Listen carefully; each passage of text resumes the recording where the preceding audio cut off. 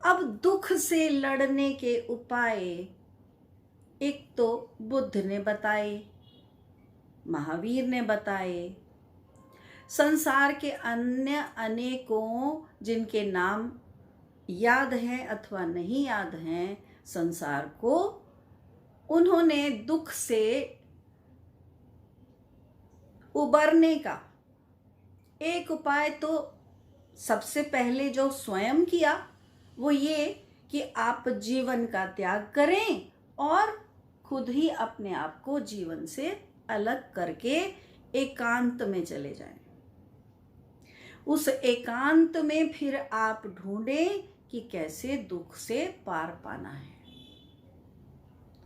और फिर आप लौट कर आएं और फिर आप पूरे संसार को बताएं कि मैंने इस प्रकार अपने दुख को समाप्त किया, और आप भी ये उपाय करके अपने दुखों से छूट सकते हैं। दूसरा मार्ग, जीवन जीने का मार्ग, जो कृष्ण बताते हैं कि कोई आवश्यकता नहीं है। अर्जुन बीच युद्ध में खड़ा होके इस प्रकार की बातें करने लगा कि जो बातें साधारणता सन्यासी और साधु किया करते हैं, त्याग की बातें। मुझे धरती का क्या, मुझे स्वर्ग का भी राज्य नहीं चाहिए। मन ही मन कृष्ण हंसते हैं, अरे मूर्ख, तुझे कौन सा राज्य चाहिए या नहीं चाहिए, इसका प्रश्न ही कहाँ है।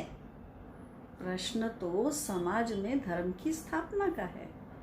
प्रश्न तो ये है कि कहीं वो अधर्मी जिन्होंने तुम्हारी पत्नी तक को नहीं छोड़ा, तुम्हारी पत्नी तक को भी बचाने मुझे ही आना पड़ा, वही अधर्मी जब राजा बन के बैठ जाएंगे तो तब सबका क्या होगा।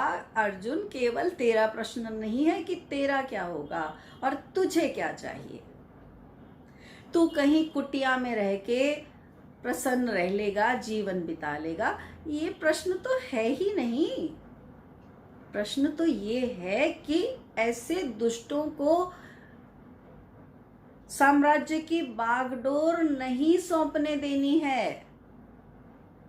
और तुम जो जिस प्रकार के साधुत्व को इस समय प्रकट कर रहे हो, तुम्हारा ये साधुत्व तो उनको सहायता करेगा कि वो सरलता से उस राज्य गद्दी पर बैठ जाएंगे जिस पर उन्हें नहीं बैठना चाहिए, क्योंकि उससे केवल तुम्हारा अहित नहीं होगा।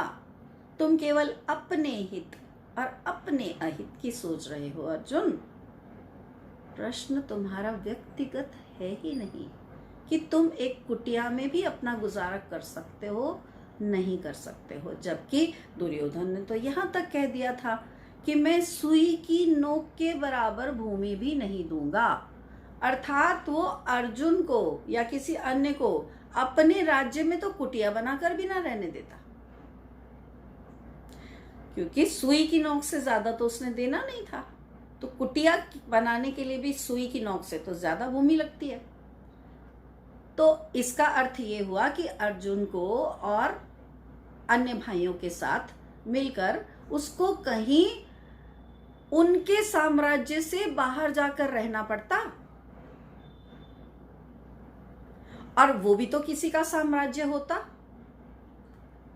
फिर उस साम्राज्य की भी तो कोई तो सुरक्षा करता, और उस सुरक्षा करने वाले का भी कोई तो चरित्र होता, या तो वो दुष्ट होता या तो वो साधु होता।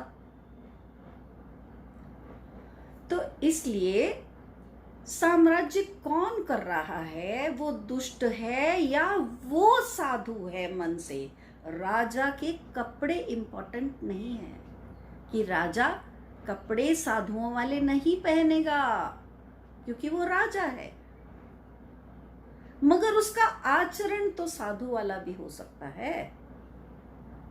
अगर वो अपनी प्रजा की रक्षा कर रहा है, अगर वो अपने लिए और अपने परिवार के लिए धन संपत्ति नहीं जोड़ रहा है, तो ऐसा राजा संसार को छोड़कर गए किसी भी अन्य साधु से श्रेष्ठ है अथवा नहीं? तो श्रेष्ठ है आचरण, श्रेष्ठ वस्त्र नहीं है। आचरण कहां से आता है? सोच से। और जब तक सोच की स्पष्टता नहीं, तब तक आचरण में स्पष्टता कहां से आएगी? तो कृष्ण की सोच बहुत स्पष्ट है।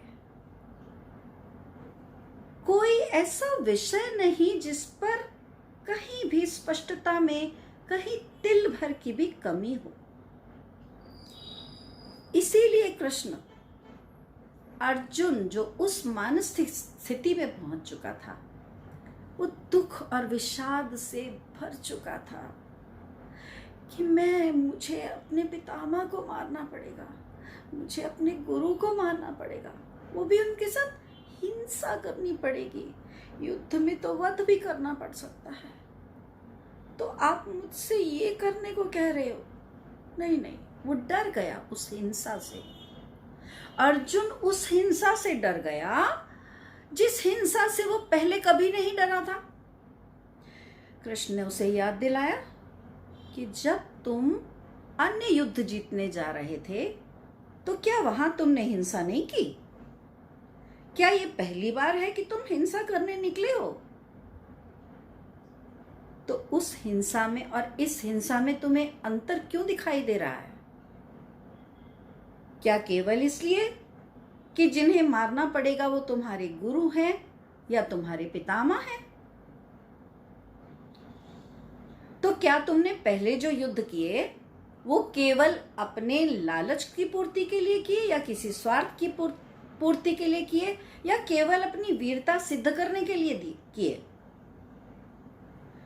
तुम अपनी वीरता यहां तक सिद्ध कर चुके हो कि तुमने विराट के युद्ध में अकेले ही पूरी कौरव सेना को परास्त कर दिया था। आज एक पल में तुम्हारी वो सारी वीरता जो एक पूरी सेना को समाप्त करने में समर्थ थी, तुम्हारी सारी वीरता आज धरी की धरी रह गई। क्योंकि ये वीरता, इस वीरता में तुम्हें, इस युद्ध में तुम्हें वो हिंसा करनी पड़ेगी जो अपनों के प्रति है, जिन्होंने तुम्हें गोद में खिलाया, जिन्होंने तुम्हें स्वयं अस्त्र शस्त्र चलाने सिखाए, सारी शिक्षा दी कि एक क्षत्रिय को अपना बल प्रयोग करना है तो उसे शस्त्र चलाने भी आने चाहिए। तो यदि वो शिक्षा देने वाला तुम्हारा गुरु और उसी के प्रति तुम्हें हिंसा करनी पड़ेगी, तो आज तुम्हारा मन कांप गया। तो तुम्हारा मन दूसरों के प्रति क्यों नहीं कांपा? आज ही क्यों कांप रहा है? तो ये अपने पराये का भेद छोड़कर तुम क्यों नहीं इस विषय पर सोचते कि हिंसा कब आवश्यक है? यदि वो अपने के प्रति भी है तो करनी पड़ेगी। एक डॉक्टर यदि ये सोचने लगे कि चाकू से काटने पर ओहो ये तो हिंसा है, मैं तो नहीं करूंगा, तो उस दिन से वो डॉक्टर ऑपरेशन नहीं कर पाएगा। और अक्सर ऐसा सभी डॉक्टर्स के साथ होता है कि जब उन्हें किसी अपने संबंधी का, किसी डॉक्टर को खुद के बेटे का या बेटी का ऑपरेशन करना होता है, तो वो ऑपरेशन जो उसने सक्सेसफुली बहुत लोगों के ऊपर भी किया हो, अपना बेटा या अपनी बेटी सामने आते ही उनके हाथ कांपने लगते हैं। तो कृष्ण कह रहे हैं वो मार्ग चुनो जो अपने और पराये का भेद समाप्त कर दे। कृष्ण कहते हैं वो मार्ग चुनो जो अपने के लिए भी वैसा हो जो पराये, जिसको तुम पराया समझते हो उसके लिए तुम चुनते हो।